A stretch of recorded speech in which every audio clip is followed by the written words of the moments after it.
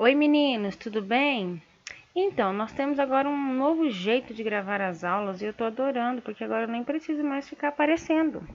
Tem como eu aparecer aqui no cantinho da tela, ó. Se vocês quiserem, nas próximas aulas eu faço uns slides com um espacinho aqui para vocês me verem, se vocês estiverem com saudade, mas eu sei que vocês não estão. Vamos lá. Nossa aula é o que é léxico, tá na página 33. Começa falando aí da transformação da língua. Na página 33 vocês podem ver que no item 3 tem assim, do latim para o português atual. E aí tem uma variedade de línguas, de palavras, perdão, que foram evoluindo conforme o tempo foi passando e chegou às atuais palavras que nós falamos hoje. Então, como é que a gente pode ver aqui a transformação da língua? A primeira composição de língua portuguesa foi em 1189, a canção Ribeirinha, feita pelo Paio Soares de Taveiroz. E isso aqui tá errado, viu, gente? Não vou colocar isso aqui, não. E ele fez essa canção para galantear a Ribeirinha, que, se não falha a minha memória, era amante de um rei, que agora eu não lembro o nome, enfim, essa parte é de história, não é comigo. E aí tem essa palavra, esse poema aí, No Mundo não me sei parreira. É muito difícil, a gente começa a ler e a gente vê que não entende, porque são palavras que não existem mais na nossa língua, muitas delas evoluíram para outras palavras, e aí nós temos dificuldade em ler. Olha esse quadro aqui do lado, ó. Em latim, clave se transformou em chave, facto em feito, patre em pai, solitário, não deixou de ser o mesmo significado, né? Mas olha lá, solteiro. Então, as línguas do velho latim, que é uma língua morta, passaram a designar a outras palavras, né? E aí, nós temos aqui um acervo gigantesco de palavras. O que é léxico? É todas essas palavras, aliás, são todas essas palavras que nós conhecemos. E aí ela se transforma num patrimônio cultural do nosso povo, não só do nosso, de qualquer lugar. A língua é cultural, tá? E aí não tem como a gente dominar essa língua. Não há ninguém no planeta que consiga dominar todo o léxico de uma língua. Imagina a quantidade de palavras que nós desconhecemos. Por isso eu sempre digo para vocês que é bom que vocês tenham em mente sempre bons léxicos. Por isso que eu gosto de passar a palavra do dia. Falando nisso, a gente podia fazer isso aqui, né? Eu mandar para vocês. Vou tentar botar num slide aí para mandar para vocês, tá bom? Não posso esquecer. Pra gente ir aumentando o léxico, para quando a gente for escrever, a gente ter bons argumentos, boas palavras, para ampliar o vocabulário, para o nosso texto ficar rico, tá bom? E aí, o que eu tenho mais aqui dentro desse acervo de palavras? As palavras mudam. E aí o meu léxico vai aumentando. E por isso eu não consigo dominar completamente essa fase, né? Porque eu não passo de fase, porque as línguas vão mudando, e eu preciso me adequar o tempo todo. Por exemplo, não existia a palavra twittar. Depois do Twitter, a palavra twittar tornou-se popular. Agora tem o TikTok, né? Adoro o TikTok. Imagina, daqui a pouco vai. Eu nem sei mais como é que chama, né? Mas daqui a pouco sai uma palavra aí. Se é que já não existe, eu tô por fora. Então, os neologismos que vão aparecendo são conforme o uso. E aí, como que o léxico funciona na prática para mim? Amplia a minha compreensão discursiva. Eu preciso estar. Olha que legal, tem uma canetinha que eu posso usar. Ah, que bonitinha, não sabia, ó, viu? A prof tá aprendendo junto com vocês. Por isso que eu digo, não adianta vocês se descabelarem, gente. A situação foi, nós todos fomos pegos de surpresa, então a gente precisa se adequar mesmo. Eu tô gravando agora para vocês, tá de madrugada, porque agora eu descobri esse programa aqui maravilhoso.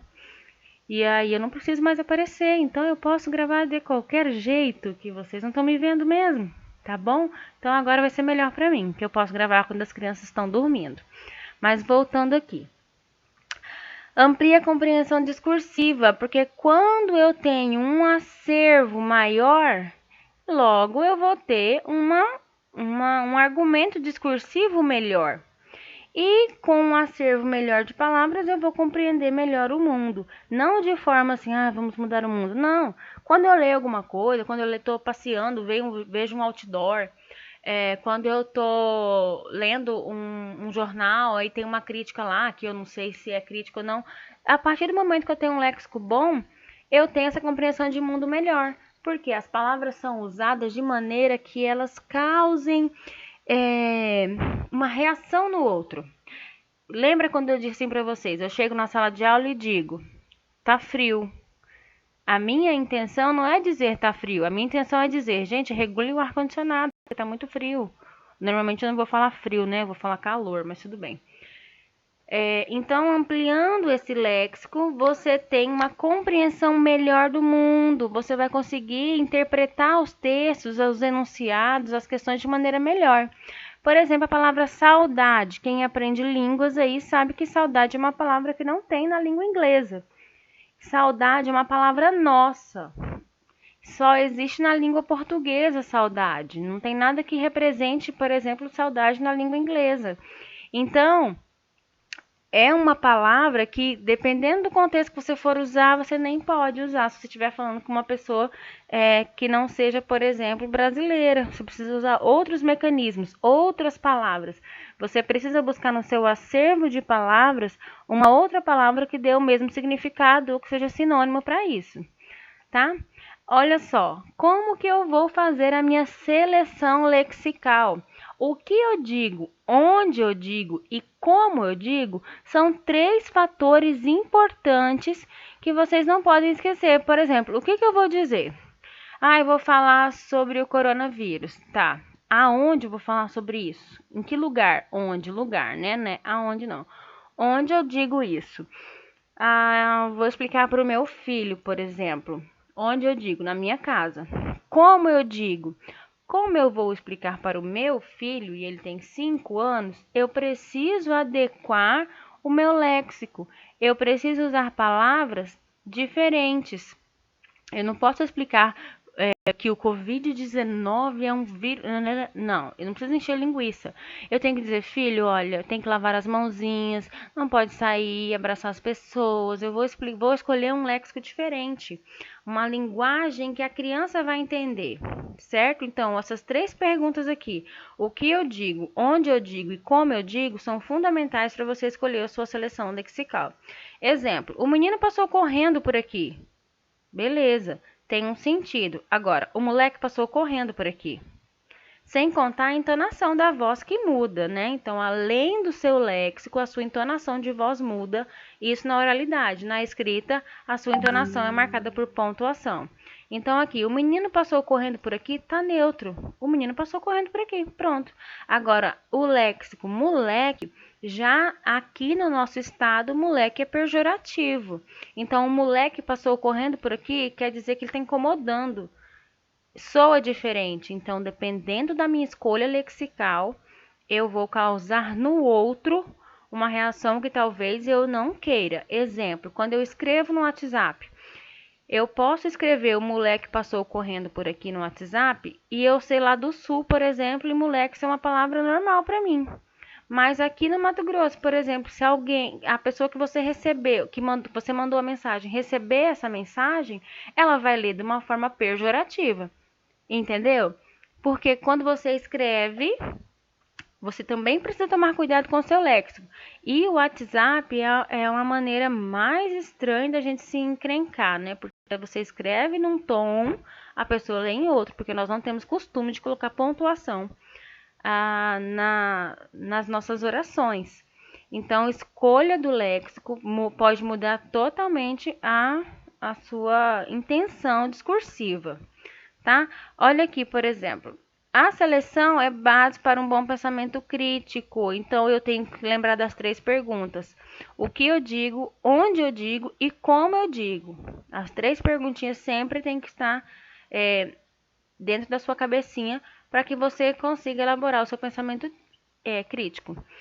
para que sua argumentação seja de fato eficaz, que ela seja uma argumentação que possa convencer o outro, porque as palavras são usadas de uma maneira que ela precisa convencer o outro se essa for a sua intenção. Normalmente nós falamos para poder convencer o outro. Independente, se for para vender alguma coisa, se for para ensinar uma matéria, a gente faz isso, tá? Em que contexto de fala você está dizendo? Lembra do meu filho que eu disse? Vou explicar para ele sobre o coronavírus. Então, eu tenho um jeito de falar. O meu contexto de fala é diferente. Eu vou falar sobre o uso de medicamento anabolizante para um musculoso, por exemplo. O meu contexto de fala é diferente. Olha essa tirinha aqui, ó. Em 1940, ó. Vossa mercê me permite um galanteio? És bela tal qual uma petúnia. Sois muito abusado, a menininha respondeu. Em 1980, posso te falar uma coisa? Acho você linda. Para, meu irmão, você tá... Para, meu irmão tá olhando. É, o para ainda tinha acento, ó. E aí, em 2010, que foi o auge do funk aqui no nosso país, eu me lembro dessa época, porque a prof, acredite ou não, dançava funk, apesar de hoje eu detestar. Olha lá. Se liga, mina, tu é a piriguete mais cachorra da balada. Demorou, vamos sapecar geral. Então, aqui são contextos de fala diferentes, além de também estar falando sobre a evolução da língua, porque aqui nós estamos falando de data, né? Então, além da evolução da língua, nós temos também o contexto da fala, em que lugar que eles estão. Por exemplo, você vai à igreja, você não vai chamar o pastor e aí, velho. Você não vai falar isso para o seu pastor. Você usa um léxico diferente. Então, nós fazemos isso com frequência, certo? E aí, agora eu vou deixar as atividades para vocês da página 35. Tem o exercício número 1 e o número 2. E tem a pesquisa que está lá na CPB Provas, tá bom? Aí a pesquisa da declaração de amor. Façam o exercício número 1 e 2 da página 35 e o exercício número 1 e 2 da página 36, tá bom? Fiquem com Deus, um beijo para vocês. E se tiver muito sobrecarregado, me avise, tá? Que a gente vai dando um jeito. Beijinho, gente. Tchau.